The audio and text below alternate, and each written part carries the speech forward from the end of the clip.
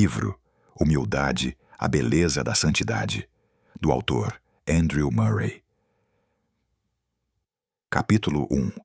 Humildade, a glória da criatura.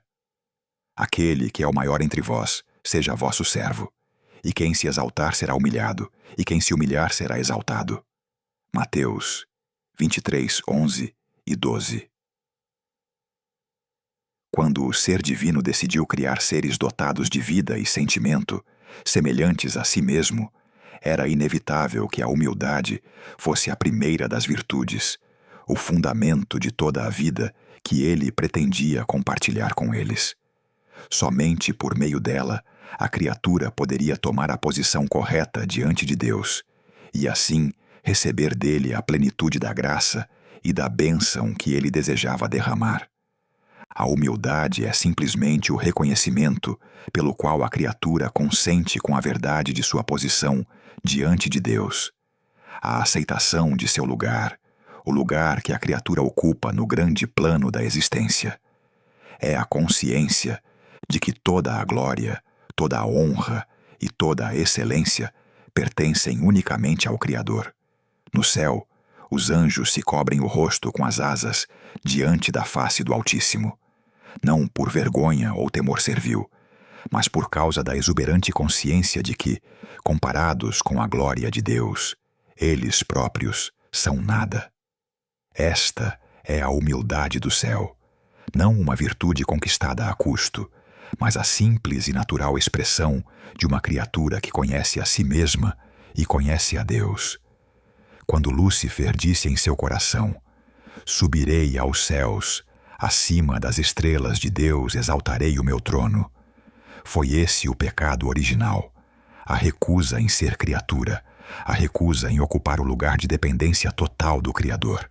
E quando a serpente tentou Eva com as palavras "sereis como deuses", estava oferecendo o mesmo veneno, a ilusão de que a criatura pode existir em si mesma, independentemente de Deus. Todo pecado tem sua raiz nesse único veneno, o desejo de ser mais do que somos, de buscar nossa glória fora de Deus, de viver para nós mesmos em vez de para Ele. A humildade, portanto, não é uma virtude entre outras. Ela é a raiz e o solo de toda a virtude, a humildade de Jesus. E foi por isso que, quando o Filho de Deus veio à Terra para nos salvar do pecado, a grande obra que ele realizou foi a restauração da humildade. Colocar de volta a glória de Deus no centro e a criatura no seu devido lugar. "Aprendei de mim", disse ele, "porque sou manso e humilde de coração." Não foi humilde apenas em seu comportamento externo, era humilde de coração. A humildade era a expressão mais profunda de sua vida interior. Jesus esvaziou-se a si mesmo, tomou a forma de servo.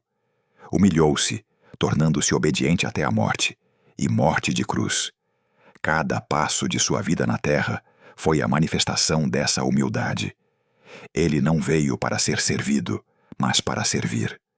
Lavou os pés de seus discípulos, sentou-se à mesa dos pecadores, tocou nos leprosos. Em tudo isso, ele nos mostrou o que significa ser verdadeiramente humilde. E essa humildade não era simplesmente uma virtude moral que Jesus possuía, era a própria essência de sua relação com o Pai. Ele dizia: "O Filho não pode fazer nada por si mesmo. O Pai que habita em mim é quem faz as obras. Não busco a minha vontade, mas a vontade daquele que me enviou." Aqui está o segredo da humildade de Cristo. Ele vivia em total dependência do Pai. Cada pensamento, cada palavra, cada ato brotava não de si mesmo, mas do Pai que habitava nele. Essa era a humildade de Deus feito carne. Não uma humilhação forçada, mas o florescimento natural de uma vida vivida em plena dependência e comunhão com o Pai. A humildade como vestimenta. "Revesti-vos de humildade", diz o apóstolo Pedro. A palavra que ele usa significa literalmente amarrar sobre si como um avental. A imagem de um escravo que coloca o avental antes de servir. É a roupa de trabalho da vida cristã, aquela que deve ser usada continuamente, em todos os momentos e circunstâncias. Muitos cristãos pensam na humildade como uma virtude especial que deve ser cultivada em certos momentos. Quando recebem elogios, quando cometem erros, quando estão em oração. Mas a humildade bíblica é muito mais abrangente. É uma postura de vida, uma orientação de todo o ser em relação a Deus e ao próximo. A humildade verdadeira não pensa frequentemente em si mesma. Não diz, sou humilde. Quando alguém precisa lembrar de si mesmo que deve ser humilde, é sinal de que a humildade ainda não está enraizada profundamente. A verdadeira humildade esquece-se de si mesma, porque está ocupada com Deus e com os outros. O caminho para a humildade. Como então alcançamos essa humildade? Não pela luta direta contra o orgulho. Quem tenta derrubar o orgulho por esforço próprio, descobrirá que o orgulho de sua própria humildade é o mais difícil de todos os orgulhos. O caminho para a humildade é o caminho de Jesus. Contemplar a Deus. Quanto mais claramente vemos a glória e a grandeza de Deus, tanto mais naturalmente ocupamos nosso verdadeiro lugar como criaturas. A humildade não é conquistada. É recebida quando nos aproximamos de Deus em oração e meditação, quando nos rendemos à obra do Espírito Santo em nós. Deus resiste aos soberbos, mas dá graça aos humildes. Esta não é apenas uma promessa, é uma lei do universo espiritual. A graça, a vida de Deus, fluindo para dentro e através da criatura, só pode fluir quando há humildade, quando há espaço para ela, quando a criatura se esvazia de si mesma para ser preenchida com Deus. Esta é a glória da criatura humilde. Ela se torna um canal limpo e transparente por meio do qual a vida e o amor de Deus podem fluir livremente para o mundo ao seu redor. E nesse esvaziamento de si mesma, ela encontra, paradoxalmente, sua maior plenitude.